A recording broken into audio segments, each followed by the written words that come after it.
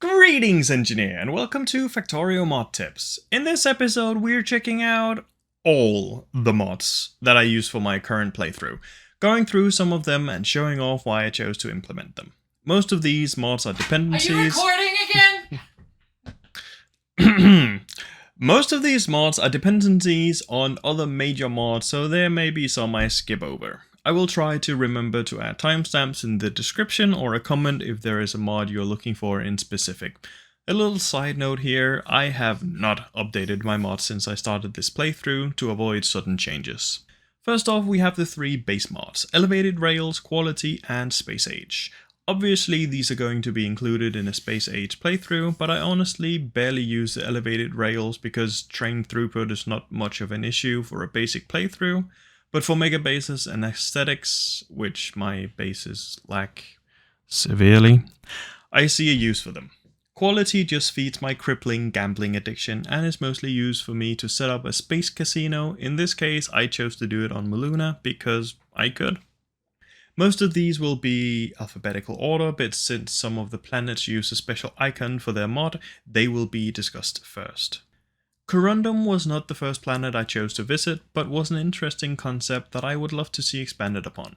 My main issue with this planet is the same I had with Gleba: the intricate way to obtain the basic resources, where on Nauvis you mine them, Vulcanus you pump them from the ground, and Fulgora is opposite day. Setting up a production chain just to get the basic resources is, in my opinion, not what should make a planet interesting, but instead how you acquire the planet-specific resources. That said, I like Corrundum and all the tech tree additions it has. Maraxsis is, fair to say, one of my favorite modded planets. At the start, you have no other option than ferry goods in from other planets to set up production, but as you advance the tech tree, more and more options open up, like pumping lava from the trench to the surface. The science was interesting, and the innate quality bonus of the hydro plant was a spanner in the gear sometimes, and other times it came in quite useful. At most instances, I would choose to void items or qualities I did not want, which is probably not intended, but that is the beauty of Factorio. There is no meta, right way, or a certain way you have to play it. I especially love the addition of submarines on Maraxsis and the mod that made them able to patrol around, acting like trains but without the need to put down rail. Water-based space platforms almost. Moshine was again a very interesting planet, making you mine up several useless ores to get the one you really want while still keeping the extra ores relevant. In addition, it has molten iron that can be pumped straight into foundries to produce everything you want. Moshine introduced a bunch of new materials that all in some way led up to the creation of the science, which was data and storage based, a nice change of pace from the normal science. In addition, it was separated from the other sciences and had its own progression tree for spicy circuits, and I really appreciated that. It wasn't just another planet to harvest resources and then export the science, while not really care about how it was done as long as it worked.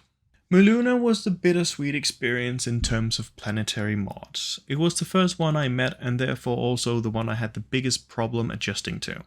It completely flipped the script and asked me to import barrels of water, iron ore, and rocket fuel to space just to get the platform moving. That's very rude.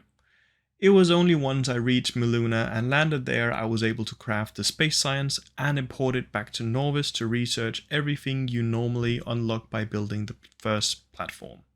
It was a nice change, but one I can see probably doesn't sit well with most people as their first modded experience.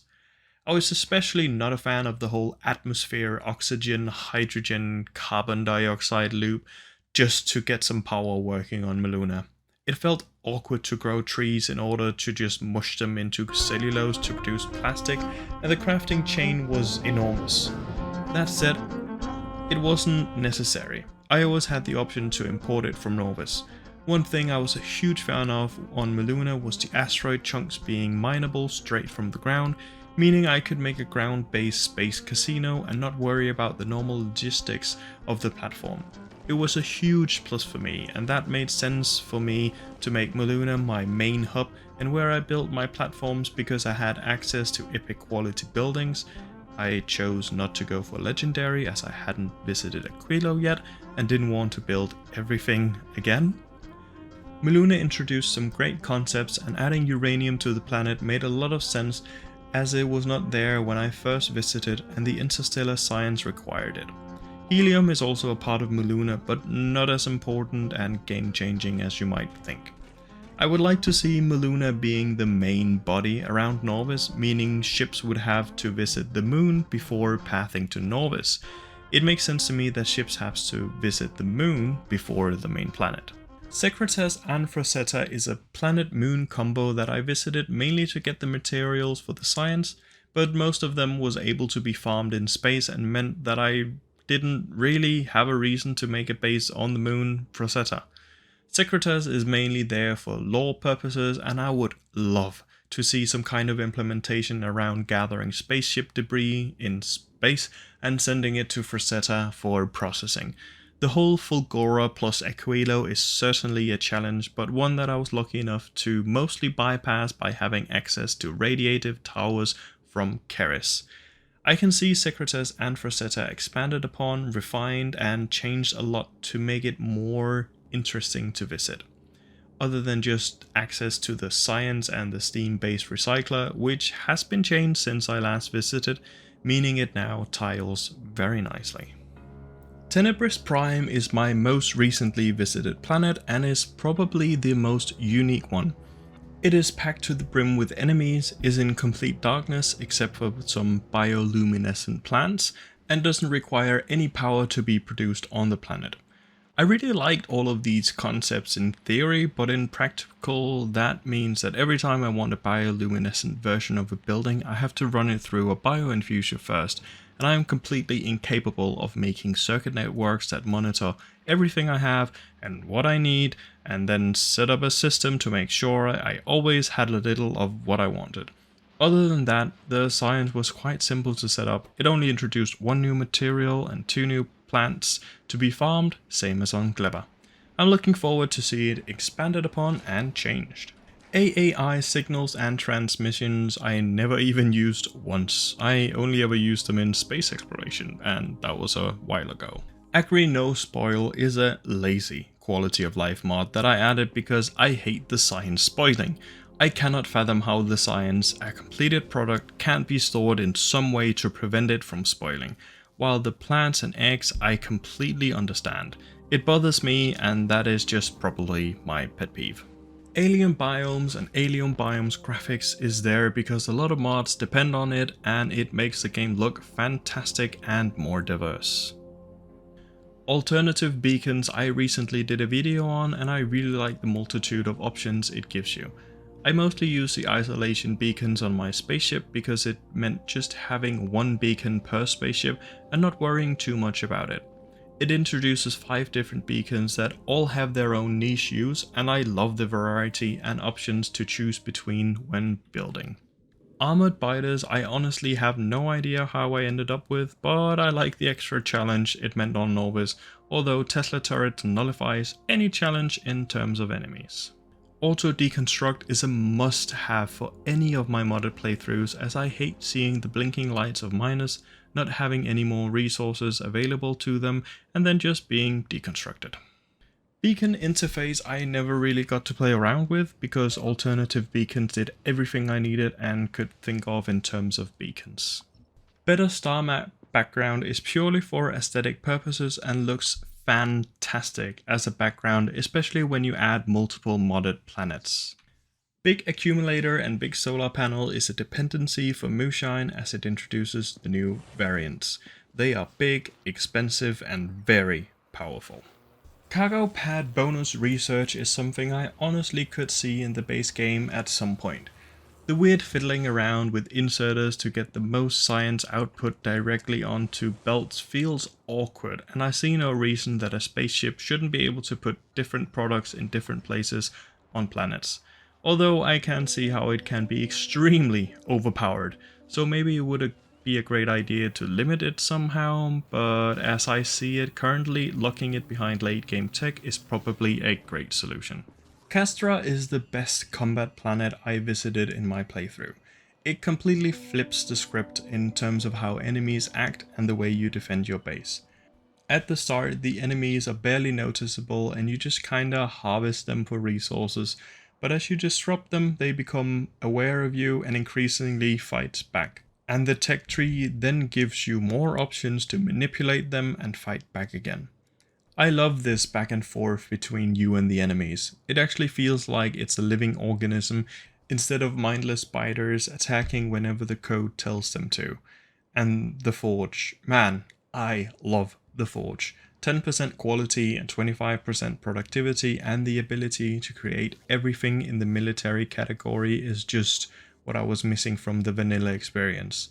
Castra is a great addition, but don't expect it to be easy. And don't leave it undefended. Cerys is the first true modded planet experience I had after Muluna.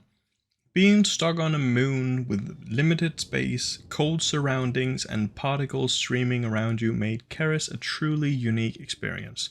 I loved the play with trash recycling and mining materials, the limitation of imports meaning you had to start fresh on the planet with just you and construction bots to keep you company. It was absolutely great and I recommend it to everyone to try it at least once. Clean Concrete is a quality of life mod that removes all the flora from the ground when placing tiles and just improves the way that the game looks when you want to pave the world. Combat Robot Overhaul changes the way that follower robots works and it feels great, and an addition that I feel should make it to the base game, as currently they are in such an awkward spot and I don't know why you still have to hand launch them from your inventory when fighting, as that means most players choose to never use them in the first place. Defender robots can suddenly follow the player in a big circle, have improved logic when it comes to fighting enemies, and they can defend the base from enemy attacks, reacting like a strike force being summoned from across the map. It's fantastic. Common prototype graphics, yeah, what to say, it's a dependency and probably does something. Cosmic Social Distancing is a mod introduced to make sure that planets that are introduced with mods are placed far away from each other, as some mods may overlap their placement of planets with each other. Even distribution is the bread and butter of laziness. It is a fantastic quality of life, meaning I don't have to deal with the awkward half of half of half of half when distributing items among machines and furnaces in the early game, and it is great for clearing up your inventory in the late game. Far reach is something that to me just makes sense. I was never a fan of seeing something on the screen but not being able to interact with it. The picking up of buildings, mining ores and trees does become a bit ridiculous, but I am all for a bit of jank. Flare stack is a dependency for Cerys because methane has no use, and it is a great mod if you want to get rid of unwanted fluids. Floating damage indicators is just the kind of mod that tickles my neurons in the right way. Big number funny. Fluid must flow is a dependency for Maraxsis as it relies on the big fluid pipes to transport fluids between surfaces. Gun equipment was a mod I used in the early game in place of personal laser turrets, as the idea of strapping guns to my body and having them shoot at enemies was immensely funny to me. Hurricane graphics is a dependency for multiple mods. What is there to say? It makes stuff look pretty. Igrys was one of the latest additions I had to my playthrough, meaning I visited Igrys when I was half done with the game, and is a planet that I can see needs some work and a lot of expanding upon to make the magic feel just right in a factory game. It probably isn't for everyone, but I think it's a neat idea and addition to the modded planets. Inventory repair is one of the mods of all time. I love it and I use it all the time.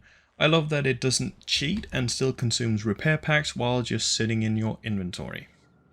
The long stack inserter I never got to play around with, but I can imagine a lot of people feel limited by the 3 items max stack of the long-handed inserter. Milestones is a must-have in a modded playthrough or even a vanilla one. It keeps track of a lot of cool stuff and reminds you that you are constantly progressing even when you feel like you're standing still in the midst of resources. Minimalist Rails is a Moshine dependency that I never got to play around with.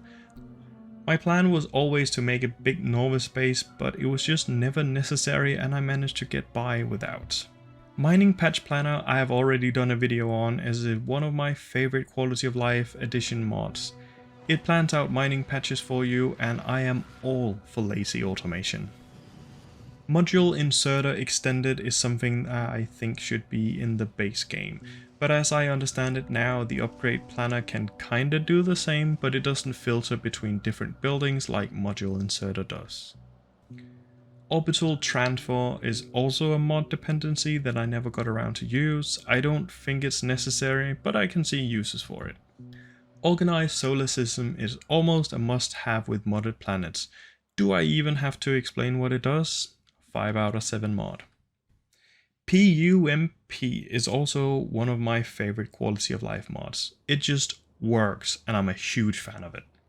Quality Condenser is a mod that I added expecting to use it a lot more than I did.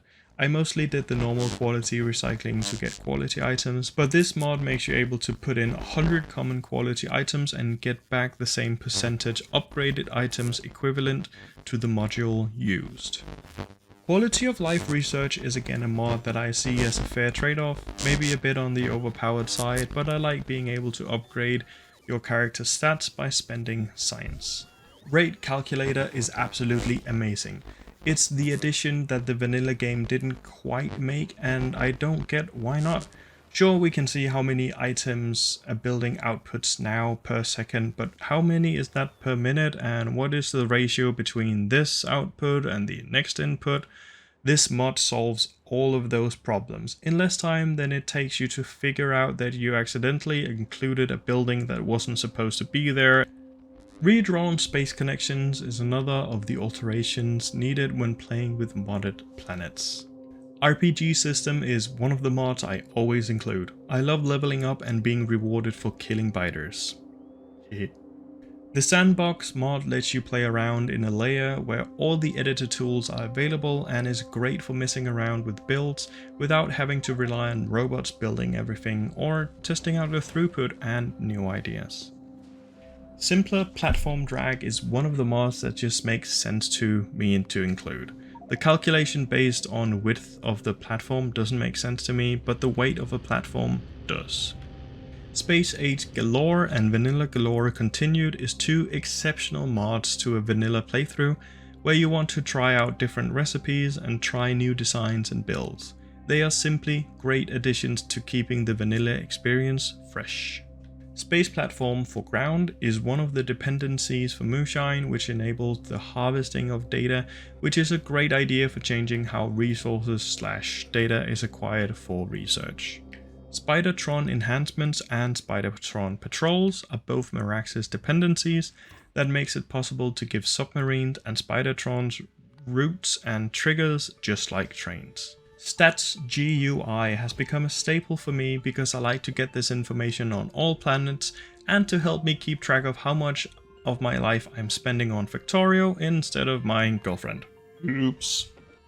Unlock Rocket Parts was a mod that I had to install because Muluna locked some rocket part recipes and Space Age Galore introduced different ones that I wanted to be able to use. Visible planets in space helps a lot with immersion for me. And just looks amazing. Actually arriving at a new planet, especially the modded ones and moons where you can see the main planet in the background. 10 out of 10. VortiK's Big Bertha artillery sounds because monkey brain likes big boom. Wood gasification is a dependency for Muluna, making it possible to get oil products from wood. And lastly, we have zoom-based exoskeleton speed. A mod that I was looking for so long because I hate it when I want to adjust a little bit and I get zoomed right across the screen even when zoomed in, but this mod solves that. It's great. Thank you ever so much for tuning in to this special video. Meant as a thank you to everyone that tuned into my channel in this first month. It's been quite a journey for me and I'm looking forward to cover bigger overhauls, which might mean a bit more time between uploads, but I will try to fill the voids with smaller mods. So if you want to make sure you don't miss a new video, please consider subscribing. Liking the video and leaving comments also helps a ton with exposure, and my plan for this channel was to be able to show off mods that I love to help others improve their Factorio experience. So thank you, engineer, and I hope to catch you next time.